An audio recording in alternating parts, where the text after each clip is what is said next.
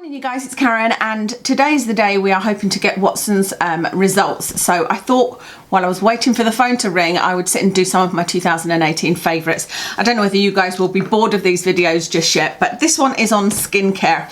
I listed some things down ages ago actually. I did my preparation kind of over Christmas, but I haven't got too many products because I really wanted to tell you things that were absolute favourites. You know, I didn't want to fit anything in, so if I didn't have, say, a toner, I didn't want to just pick one that I had used. I really wanted you to know where my favourites were. Let's start with cleansers, and my all-time favourite is this one. This is the low viscosity cleaning ester, and this is one that you don't use with water. So some of you will know my preferred method of cleansing is not to use water at all. It's just to use a cotton pad and some kind of cleanser and take my makeup off and cleanse that way, followed by a micellar water. And this is my absolute favourite. I've tried the hylamide one and it's nowhere near as good as this. And so this was on, I got another bottle of this in the, I think it was the Black Friday sale, because it is quite expensive. So it's not something that I use all of the time. And in fact, what's in there now, I think, is a Superdrug oil and water makeup remover, but I have got another bottle of the LVCE. My runner-up, if you like, is this Be Pure Micellar Oil by Superdrug, and this is one that you do use with water, so you use this in the bath or shower. It's great at removing makeup. I would say my favourite is probably the Body Shop chamomile oil. I love that one comes in a pump dispenser and I love everything about it, but it's still quite expensive when you compare it to this one from Superdrug. If I couldn't get this one, I'd probably use the Body Shop one, but this one is really, really good. Okay, toners. So you know that I like to use my micellar water as a toner.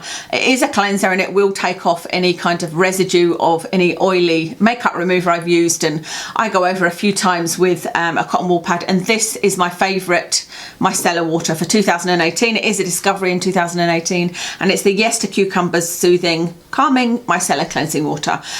So I love this. I've got a different top on it. It does come with a weird pump dispenser, which it's one of those that you put the cotton wool on and press it down, and I just find that the micellar water goes everywhere, so I much prefer it just with a flip lid like this. I can't remember what I got this off, but that's my favourite micellar water.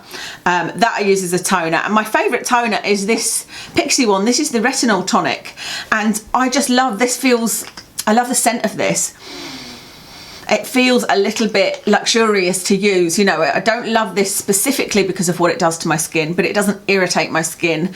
There's no alcohol in it. It's just a nice product to use. It feels like a nice part of my routine, and I'm happy with the ingredients. So that's the Pixi Retinol Tonic. For SPF, I only have one, and it's the Niod Survival 30. And this, I'm still on the hunt for the perfect day SPF 30 or above that is non-nano, that is chemical free. You know, I do like mineral sunscreens, and that is alcohol and fragrance free, but I have yet to find it. I've got the Badger Balm, which is also tinted, but it's very, very thick, I've been finding. I need to try their clear one, and that may become a favourite, but certainly this is currently the one that I'm happiest to use. So it's the Niod Survival 30. It is tinted. Only barely tinted. It's what I've got on today, and once you rub it in you can't see it, but you can certainly see it, you know, like when you take your makeup off on the days I've not been wearing makeup and I've just been using this, I'm like, oh, I didn't think I had makeup on, and then I remember that it's this, even though you can't see it on your skin, you know. But I do love that, and I love that they've now got these pump dispensers that you can buy as well. For a night cream, I don't actually have my favourite because I'm trying so many different things and I haven't needed to repurchase it, but it's the Indeed Labs Hydraluron Moisture Jelly. I'll put a picture in for you, and that's still now my absolute favourite night. I say night cream, it's not a cream, it's a jelly, but it's really, really moisturising. It's not sticky. It seems to go well on top of anything and always makes my skin feel hydrated, so I really enjoy that one. Okay, for actives and serums, I actually have three favourites. The first one is the Lactic Acid. These are all by The Ordinary, by the way. The Ordinary Lactic Acid 10% plus hyaluronic acid. I absolutely adore this. It's just, it not only feels nice because it feels really silky and smooth, and it's got hyaluronic acid in, but that never seems to ball up with any of my other skincare, whereas if I use any other products with hyaluronic acid in, my whole skincare balls up. But not only that, but it always takes away any dry, flaky skin. I've got a little bit of flaking going on here, and it's from using the Drunk Elephant retinol. My skin has become very irritated and very dry and flaky, and so I'm leaving off that for a few days, and I will use this tonight, and I know that tomorrow all the flakiness will be gone and my skin will feel beautifully smooth. So I absolutely love the Lactic Acid 10%. Then I love the Resveratrol and Ferulic acid. I've used one of the Niod pumps on here. This is just, it's not something that I love necessarily because of any long-term effects or because of what I think of resveratrol and ferulic acid, although there is some promising evidence. I just love how nourished my skin feels when I use this. And actually, it's probably the same kind of review for both of these. This is the amino acids.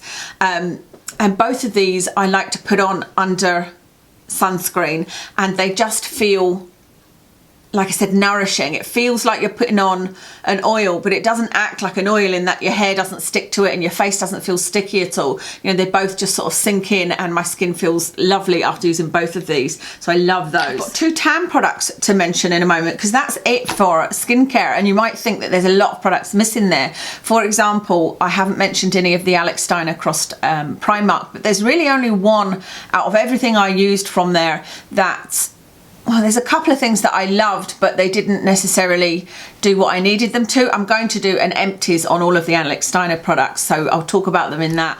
There's the Inky products. I'm also going to do an empties on those. Who else have I tried this year? Face Theory. I've still got some Face Theory products that I want to keep on trying. But none have become a favourite, but I think it's just I haven't used them enough. The Garden of Wisdom, I've got a new product from them actually. There's a retinoid like it's a HPR, it's a Gran Active retinoid. So I may do a video on that, or I may just include that in something in the future. And I am really enjoying using it, but I've only used it a few times. So yeah, that's really my favourites for skincare. So the 2 tan products I have to show you. The first one, probably not a surprise because I've mentioned it in monthly favourites more than once. It's this Invisi Tan by Vita Liberata. It's the foaming tan water. Is this one in medium to dark? Oh no, you can get one that's ultra dark. I think I gave that away. Anyway, I love this for face and body. I've only used it briefly on my body because I generally just tan my face and neck. But I really, really enjoy this. It seems to be the one that sinks into these necklines the least.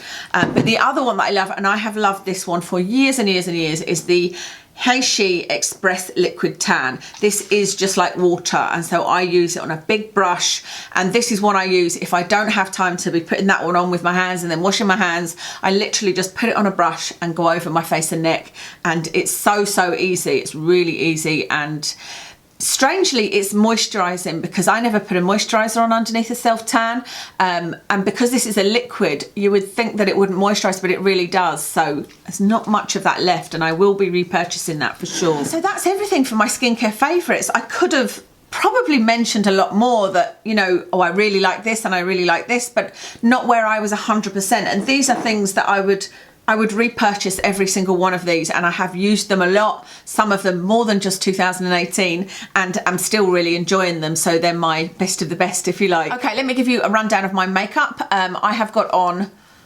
IT Cosmetics CC Cream in Light, the non-illuminating one. I don't like that illuminating one. I've just put that in my empties because I had it on in the last video and I just felt like I looked shiny. I just didn't like it at all.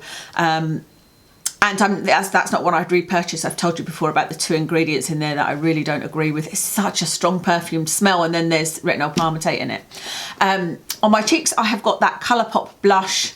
Can't remember the name of it. Super Shock. Oh no, it's Super Shock. I think it might be called Cheerio, but I'll list it all in the description anyway. I've got the Urban Decay Backtalk eyeshadow palette on again, and I like it, but it doesn't beat any of the other palettes and pigments and things that I enjoy using. So I'm going to be selling that Urban Decay Backtalk palette. What I might do is put it into the auction boxes. I've still not auctioned those boxes. I will let you know when they are ready to go. On my lips, I put the Too Faced liquid lipstick in Child Star, but then I've topped it with the NYX Candy Slick lip gloss in Cream Puff, which is beautiful. It's just the loveliest colour. Look, isn't that really, really pretty? Really nice pink. this jumper is from TK Maxx, but it's actually a French Connection jumper. One of my bargain buys. It was £24.99, and French Connection jumpers are normally about £60–70, so very chuffed with that. Absolutely loving my brows now. I've obviously got used to it very quickly, probably helped by you guys giving me positive comments, but I don't think they're too thick at all. The only thing is I have used a pencil on them today, a NYX eyebrow pencil, because I could see my skin was getting dry and flaky, and I was still using the moisturiser. It didn't do that last time, so I don't know whether I wasn't as vigilant, but the top line has actually, quite a bit of it has come off. And she did say I could come back for a top up, but you know, that's it come off twice because it did that the first time, and so I don't want to keep going back and going through that. It is quite painful, you know, and it's also quite time consuming for it just to disappear. But I can see the shape that she's drawn. The important bit, which is here on the arch, is still there, and I just need to make sure I keep the hairs away from under there, which is where she's created that beautiful arch. So I just love them. As for my eyes, I haven't really changed my opinion, and it's sometimes quite amusing reading the comments, because I think most people are kind of agreeing with me that my eyes are still hooded, but they look a lot smoother. But some people say that that would make them happy, and other people, they're outraged, you know, and they're like, that's terrible for that kind of money. But I don't think you can say, I paid this money, therefore I get this outcome, because there are complications to all kinds of surgery, and it is just a risk of life. You know, there is no perfect scenario in life. And also, as I keep saying, it's not yet healed. We need to wait some more time to see what the final outcome is, you know. But what I thought I'd do today is put lashes on. So I've got lashes on. I can't even remember which ones they are, because they were ones that I had used way back when I was putting makeup on before the operation, and they were just in my little box to reuse, and so I don't know what they are. They're most likely the Fleur de Force 3/4 lashes, but I'm going to take some pictures after this and see how my before with lashes compares to my after with lashes, if that makes sense, and see what the difference is there. That's everything for today. I'm going to go and check on my Watson and see how he's doing. He has had a post-op check, and his wound is healing really, really well. We've got another week before the stitches come out.